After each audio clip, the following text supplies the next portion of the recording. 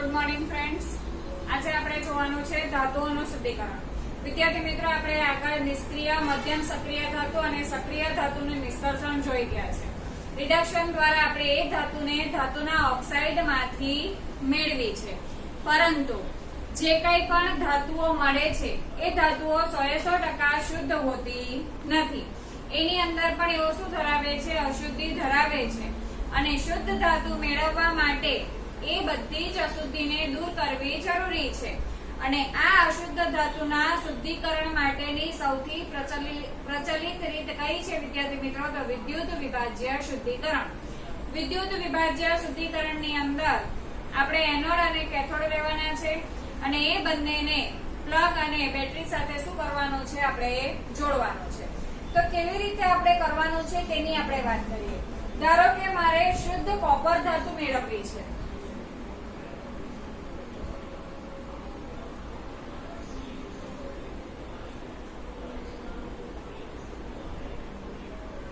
પહેલા તો હું એક શું લઉં છું?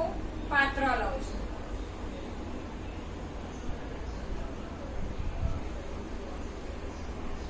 બરાબર. હવે જે ધાતુનું શુદ્ધિકરણ કરવાનું હોય તે ધાતુના ક્ષારના દ્રાવણને વિદ્યુત વિભાજ્ય દ્રાવણ તરીકે આપણે લેવાનું છે. તો અહીંયા આપણે કઈ ધાતુ મેળવવાની છે? કોપર ધાતુ. તો અહીંયા જે આપણે લેવાનું છે એ દ્રાવણ છે copper sulphate, CuSO4. Copper sulphate જે છે તે કયું દ્રાવણ છે? તો વિદ્યુત વિભાજ્ય દ્રાવણ.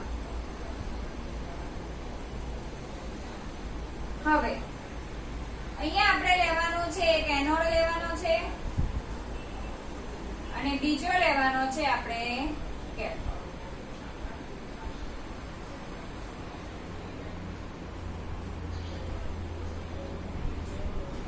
એનોડ અને કેથોડ. હવે આપણે કોપર જ ધાતુ છે પણ આપણે અશુદ્ધ કોપરમાંથી શુદ્ધ કોપર મેળવવાની છે. તો એનોડ તરીકે આપણે લેવાનું છે કે જે આપણે રિડક્શન દ્વારા જે મેળવેલું છે તે અશુદ્ધ કોપર. બરાબર. અને કેથોડ તરીકે આપણે લેવાની છે શુદ્ધ કોપરની પટ્ટી.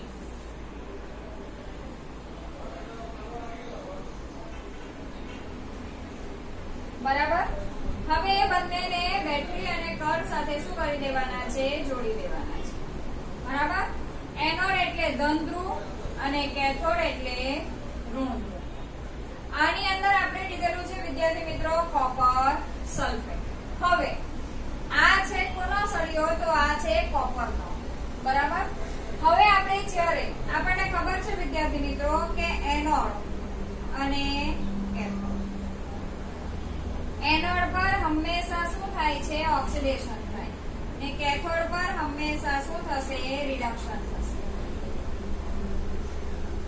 તો ઓક્સિડેશન અને રિડક્શન ની આપણે ચર્ચા કરીએ તો જ્યારે આપણે બેટરીમાંથી વિદ્યુત પ્રવાહ પસાર કરીએ છીએ ત્યારે CuSO4 જે છે તે Cu+2 અને SO4-2 આયનમાં એ શું થશે?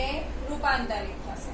એટલે કે આયનો બની જશે Cu+2 અને SO4-2. અહીંયા જે છે તે Cu છે. હવે જ્યારે આપણે બેટરીમાંથી વિદ્યુત પ્રવાહ પસાર કરીએ છીએ ત્યારે એક તો આયનોમાં રૂપાંતરિત થશે અને આ એનોડ જે છે તે શું થતો જશે? દ્રાવણમાં ઓગળતો જશે. હવે એનોડ દ્રાવણમાં ઓગળીને એ શું બનાવે છે? Cu+2 બનાવશે. જેટલો એનોડમાંનો કોપર ઓગળશે એટલો જ Cu+2 દ્રાવણમાંથી ક્યાં જશે? કેથોડની પટ્ટી પર. તો કેથોડની પટ્ટી પર જે કોપર જમા થાય છે એ કોપર કેવું? શુદ્ધ કોપર.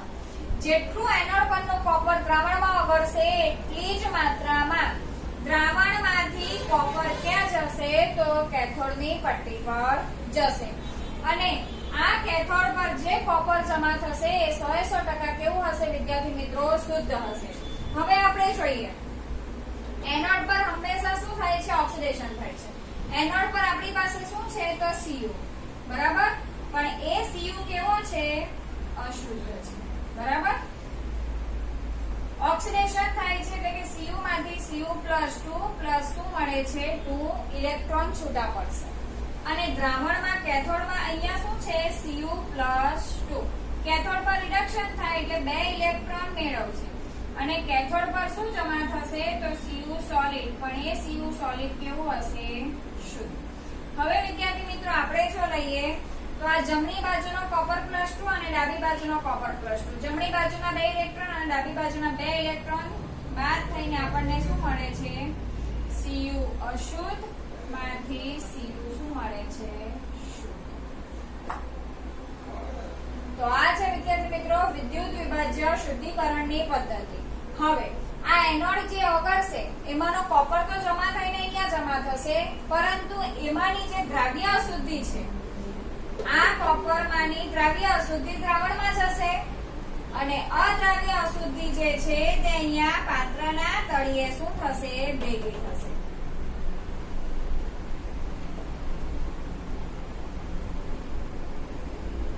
અને પાત્રના તળિયે જે અશુદ્ધિ ભેગી થાય છે એને કહેવામાં આવે છે એનોડ પંપ. વિદ્યાર્થી મિત્રો પંપ એટલે કે કાદવ આપણે કહીએ છીએ તો એને શેના તરીકે ઓળખવામાં આવે છે એનોડ પંપ. અને એનોડ પંપની અંદર આપણને અમૂલ્ય ધાતુઓ પણ મળે છે જેમ કે સોનું છે ચાંદી છે એવી ધાતુઓ પણ નીચે શું થાય છે જમા થાય છે. તો આ છે વિદ્યાર્થી મિત્રો વિદ્યુત વિભાજ્ય શુદ્ધિકરણની પદ્ધતિ. આશા કરું કે તમને ખ્યાલ આવી જ ગયો હશે કે જે ધાતુનું શુદ્ધિકરણ કરવાનું હોય તે ધાતુના ક્ષારનું દ્રાવણ વિદ્યુત વિભાજ્ય દ્રાવણ તરીકે લેવાનું છે. એનોડ તરીકે આપણે અશુદ્ધ ધાતુ લેવાની છે અને એની જે શુદ્ધ ધાતુની પટ્ટી આપણે કેથોડ તરીકે લેવાની છે. પછી આપણે જ્યારે વિદ્યુત પ્રવાહ પસાર કરીએ છીએ ત્યારે આ આયનોમાં રૂપાંતરિત થશે. એનોડ જે છે તે આયનમાં વિદ્યુત વિભાજ્ય દ્રાવણમાં ઓગળશે અને જેટલા પ્રમાણમાં એ ઓગળશે એટલી જ માત્રામાં ધાતુ ક્યાં જશે તો કેથોડ પર જશે. ને જે દ્રાવ્ય અશુદ્ધિ હશે તે દ્રાવણમાં દ્રાવ્ય થઈ જશે. અદ્રાવ્ય અશુદ્ધિ પાત્રના તળિયે એકઠી થશે જેને એનોડ પંપ તરીકે ઓળખવામાં આવે છે અને આ રીતની અહીંયા શું થાય છે પ્રક્રિયા થાય છે. તો આ છે વિદ્યાર્થી મિત્રો વિદ્યુત વિભાજ્ય શુદ્ધિકરણ.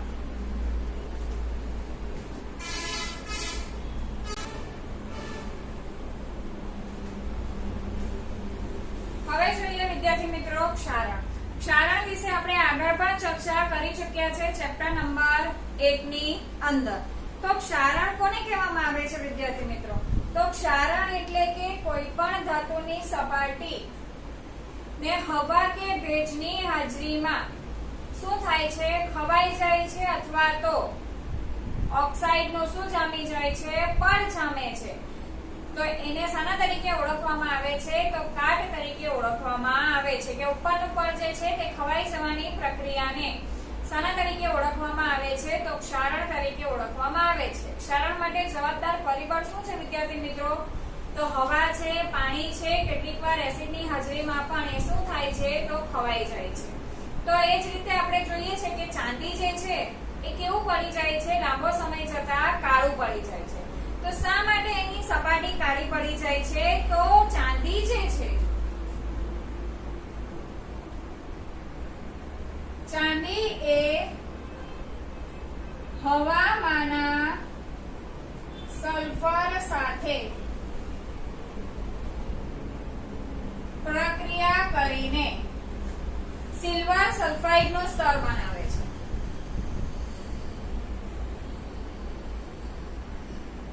સિલ્વર સલ્ફાઇડ એટલે Ag2S સિલ્વર સલ્ફાઇડ બનાવે છે અને આ સિલ્વર સલ્ફાઇડના કારણે સપાટી કેવી પડે છે કાળી પડે છે.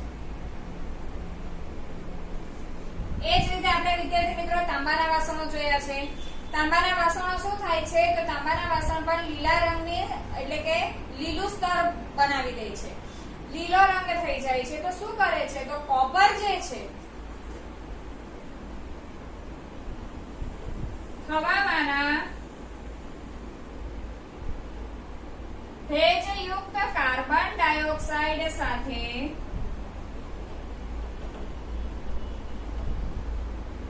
પ્રક્રિયા કરીને શું બનાવે છે કોપર કાર્બોનેટ બનાવે છે.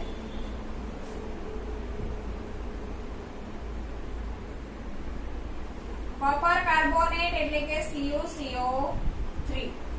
કોપર કાર્બોનેટને કારણે સપાટી કેવી બને છે? લીલી બને છે. બરાબર. એ જ રીતે લોખંડ જે છે વિદ્યાર્થી મિત્રો, લોખંડ જે છે તે પાણી અને હવાની હાજરીને લીધે એના ખુલ્લું રાખતા એના પર કથ્થાઈ પદાર્થનો શું બની જાય છે? થર જામે છે.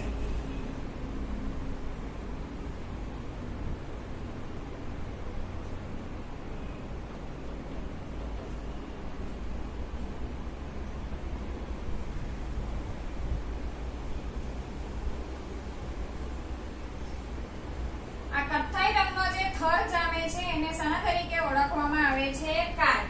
અને કાટનું સૂત્ર છે Fe2O3 જેને શાના તરીકે ઓળખવામાં આવે છે? કાટ તરીકે ઓળખવામાં આવે છે. હવે વિદ્યાર્થી મિત્રો એટલું તો નક્કી છે કે કાટ લાગવા માટે હવા અને પાણીની હાજરી શું છે? જરૂરી છે. હવા, પાણી કે એસિડની હાજરીમાં જેને શું લાગે છે? કાટ લાગે છે. એના માટે અહીંયા એક તમને પ્રવૃત્તિ આપેલી છે. 3 કસનળી લીધેલી છે અને 3 કસનળીની અંદર લોખંડની ખીલી દુબારેલી છે. જોઈએ આપણે.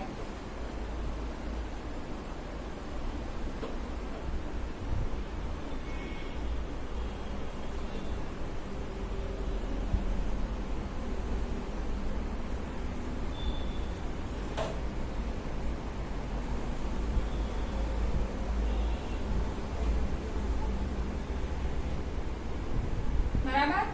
3 કસનળીની અંદર શું મૂકેલી છે? ખીલી.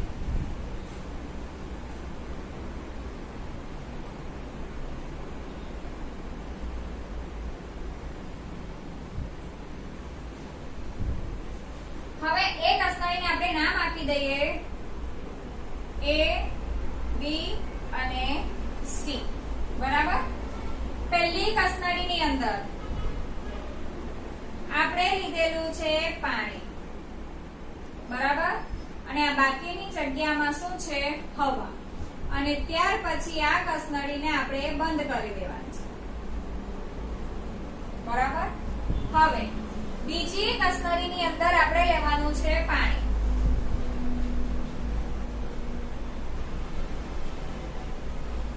ત્યાર પછી અહીંયા આપણે લેવાનું છે તેલ.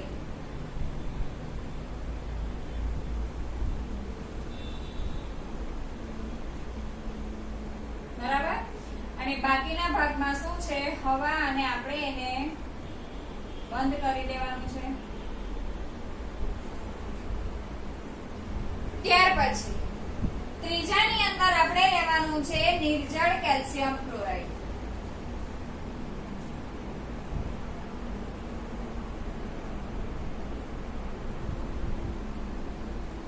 CaCl2. નિર્જળ કેલ્શિયમ ક્લોરાઇડ એ શું છે? તો ભેજ શોષક છે.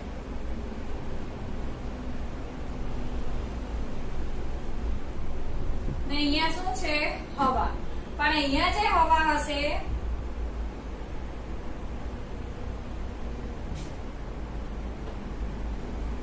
એ કેવી હવા હશે? શુષ્ક હવા. ચાલો, શુષ્ક હવા શા માટે? કારણ કે અહીંયા આપણે નિર્જળ કેલ્શિયમ ક્લોરાઇડ લીધેલો છે. નિર્જળ કેલ્શિયમ ક્લોરાઇડ એ હવામાંના ભેજને શું કરે છે? શોષી લે છે. જેને કારણે હવા કેવી બની જાય છે? સૂકી. તો અહીંયા આપણે વિદ્યાર્થી મિત્રો A, B અને C કઈ ખીલીને શું લાગશે? કાટ લાગશે. તો કઈ ખીલીને કાટ લાગશે? તો A. કઈ ખીલીને લાગશે? A ખીલીને. શા માટે A ખીલીને કાટ લાગવાનો છે? કારણ કે A ખીલીને પાણી પણ છે અને હવા પણ છે. આમ હવા અને પાણીની હાજરીમાં આ ખીલીને શું લાગે છે? કાટ લાગે છે. બીજી પરિસ્થિતિની આપણે અંદર ચર્ચા કરીએ તો બીજી પરિસ્થિતિની અંદર પાણી તો છે, હવા પણ છે, પણ વચ્ચે કયું સ્તર છે? તેલનું. ને તેલ જે છે તે હવાને પાણી સાથેના સંપર્ક સાથે શું કરે છે? અટકાવે છે. એટલે કે હવાને અંદર પ્રવેશવા દેતી નથી. જેને કારણે ખીલીને ફક્ત શું મળે છે? પાણી જ મળે છે. જેને કારણે આ ખીલીને કાટ લાગતો નથી. ત્રીજી ખીલીની અંદર હવા તો છે પણ શું નથી? પાણી કે ભેજ બિલકુલ નથી. કારણ કે એની અંદર આપણે ભેજ શોષક પદાર્થ મૂકેલો છે કે જે હવામાં રહેલી ભેજને શું કરે છે, શોષી લે છે અને અહીંયા કઈ હવા રહી જાય છે, શુષ્ક હવા. એટલે ત્રીજી ખીલીને પણ કાટ લાગતો નથી. તો એનો મતલબ વિદ્યાર્થી મિત્રો એવું થયું, અહીંયા પાણી મળે છે પણ હવા નથી, અહીંયા હવા મળે છે પણ એને પાણી મળતું નથી. તો કાટ લાગવા માટે વિદ્યાર્થી મિત્રો લોખંડની વસ્તુને જો કાટ લાગે છે તો એના માટે હવા અને પાણી બંને વસ્તુ શું છે, જરૂરી છે.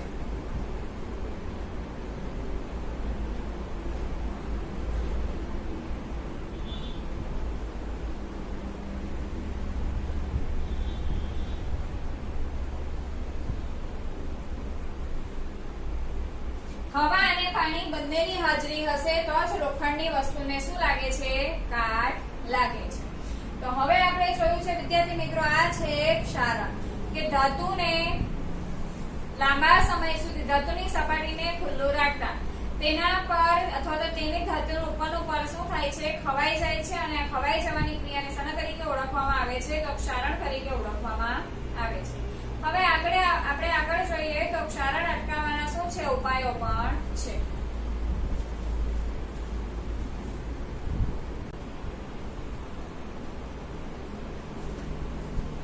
હવે જોઈએ વિદ્યાર્થી મિત્રો ક્ષારણ અટકાવવાના ઉપાયો.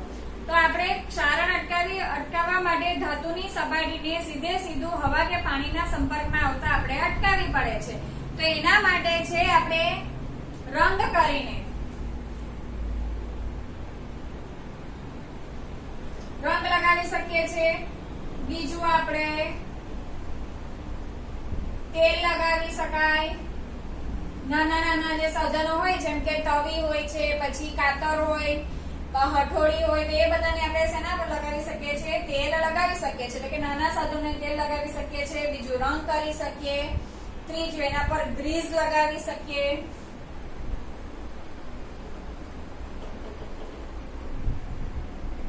ચોથું ક્રોમ પ્લેટિંગ કરીને એટલે કે એના પર બીજી કોઈ વસ્તુનો શું ચડાવીને ઢોળ ચડાવવામાં આવે છે. ક્રોમ પ્લેટિંગ એટલે કે ઢોળ ચડાવવાની પદ્ધતિ.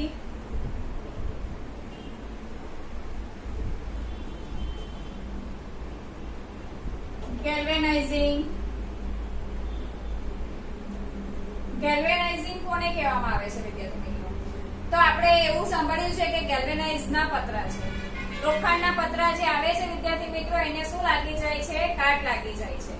પણ લોખંડની સપાટી પર ઝિંક એ લોખંડ કરતા વધારે સક્રિય ધાતુ છે. તો લોખંડની સપાટી પર એટલે કે લોખંડ પર ઝિંકનું અસ્તર ચડાવવાની પદ્ધતિને કહેવામાં આવે છે ગેલ્વેનાઇઝેશન, અને એ લોખંડને કહેવામાં આવે છે ગેલ્વેનાઇઝ લોખંડ તરીકે ઓળખવામાં આવે છે.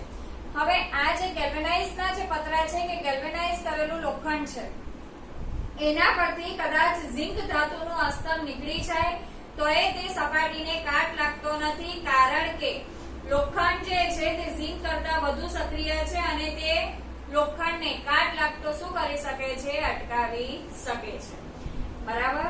એટલે કે એક આપણે પદ્ધતિ કઈ છે, ગેલ્વેનાઇઝિંગ એટલે કે સ્ટીલ કે લોખંડ પર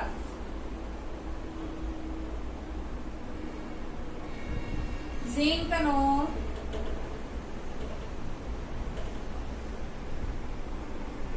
અસ્તર ચડાવવાની પદ્ધતિ.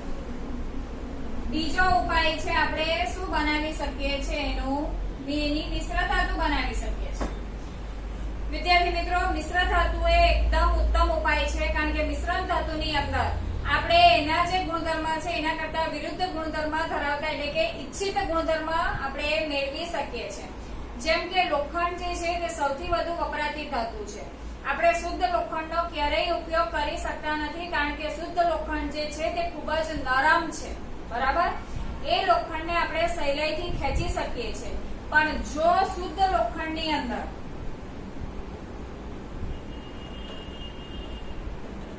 0.05% જો કાર્બન ઉમેરવામાં આવે તો એ જે લોખંડ મળે છે તે ખૂબ જ કેવું મળે છે, સખત અને મજબૂત. તો મિશ્ર ધાતુ બનાવીને પણ આપણે એની શું કરી શકીએ છીએ, એના ગુણધર્મની અંદર ફેરફાર કરી શકીએ છીએ. કે શુદ્ધ લોખંડ ખૂબ જ નરમ છે તો તેને સહેલાઈથી ખેંચી શકાય, પણ શુદ્ધ લોખંડની અંદર જ્યારે કાર્બન ઉમેરવામાં આવે છે તો એને આપણે સહેલાઈથી ખેંચી શકતા નથી, એટલે કે કેવું બની જાય છે તો સખત અને મજબૂત. આ ઉપરાંત લોખંડ પ્લસ નિકલ પ્લસ ક્રોમિયમ ભેગું કરતા આપણને શું મળે છે? Stainless steel. અને આ સ્ટેનલેસ સ્ટીલના વાસણોને આપણે ઘરની અંદર આપણે વાપરીએ છીએ, એ વાસણોને ક્યારેય કાટ લાગતો નથી. ખ્યાલ આવે છે વિદ્યાર્થી મિત્રો? તો હવે લોખંડને જ્યારે બીજા કેટલાક પદાર્થો સાથે મિશ્ર કરવામાં આવે છે તો તેના ગુણધર્મ શું થાય છે? બદલાઈ જાય છે. હવે એ મિશ્ર કરવામાં આવતા પદાર્થની અંદર ધાતુ પણ હોઈ શકે છે અને અધાતુ પણ હોઈ શકે છે. તો મિશ્ર ધાતુ એટલે કે બે કે તેથી વધુ ધાતુઓ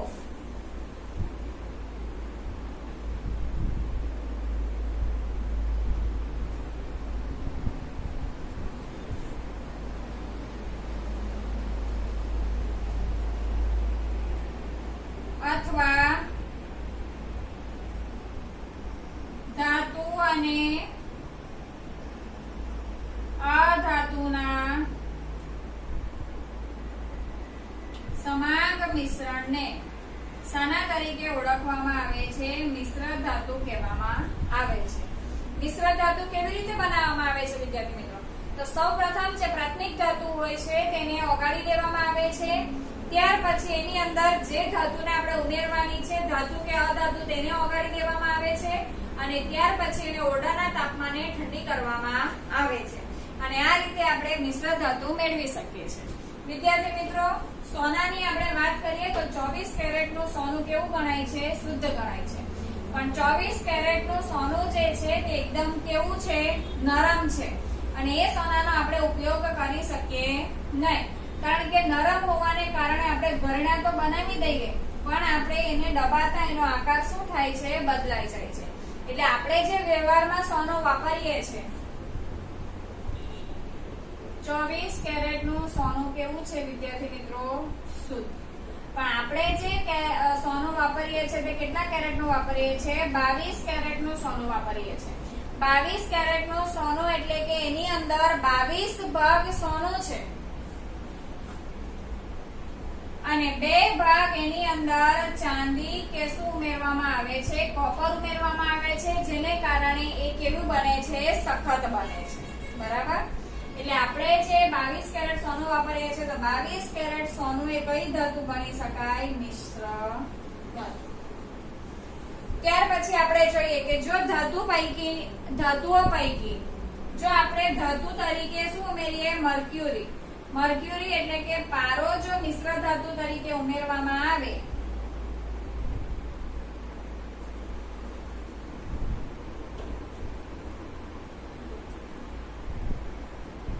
તો એને કહેવામાં આવે છે સરસ.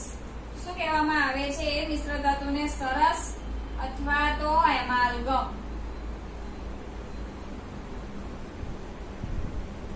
એમાલ્ગમ કહેવાય છે. બીજી વસ્તુ, મિશ્ર ધાતુઓ જે બનાવવામાં આવે છે તેના ગલનબિંદુ અને વિદ્યુત વાહકતા શુદ્ધ ધાતુઓ કરતા કેવા હોય છે? ઓછા હોય છે. જેમ કે આપણે પિત્તળની વાત કરીએ તો પિત્તળ એ કોપર અને ઝિંકની મિશ્ર ધાતુ છે. પછી આપણે જોઈએ બ્રોન્ઝ. કાંસુ આપણે કહીએ ને તે બ્રોન્ઝ એ કોની મિશ્ર ધાતુ છે? તો કોપર અને ટીનની. પણ પિત્તળ અને બ્રોન્ઝ બંનેની અંદર કોણ છે? કોપર છે.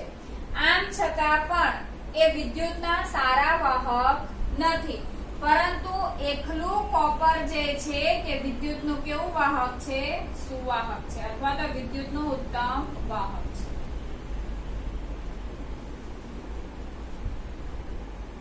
સોલ્ડરિંગ કરવા માટે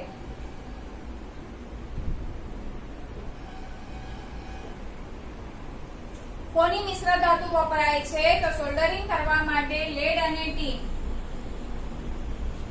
સીસુ અને ટીન. સીસુ એટલે પીબી અને ટીન એટલે કે એસએન. એની મિશ્ર ધાતુ વપરાય છે. પીબી અને એસએન જે છે તે મિશ્ર ધાતુ વપરાય છે કારણ કે એનું ગલન બિંદુ કેવું છે? ગલન બિંદુ નીચું છે. સોલ્ડરિંગ કરવાનું એટલે કે વિદ્યાર્થી મિત્રો ધાતુને જોડવા માટે શું વપરાય છે તો Pb અને Sn ની મિશ્ર ધાતુ વપરાય છે. એના ગલનબિંદુ કેવા છે નીચા છે એટલે કે વેલ્ડિંગ કરવાની પ્રક્રિયામાં આ મિશ્ર ધાતુ વપરાય છે. ખ્યાલ આવે છે વિદ્યાર્થી મિત્રો? તો અહીંયા આપણું આ ચેપ્ટર શું થાય છે કમ્પ્લીટ થાય છે. સ્વાધ્યાય જે છે તે આપણે નેક્સ્ટ વિડિયોની અંદર જોઈશું.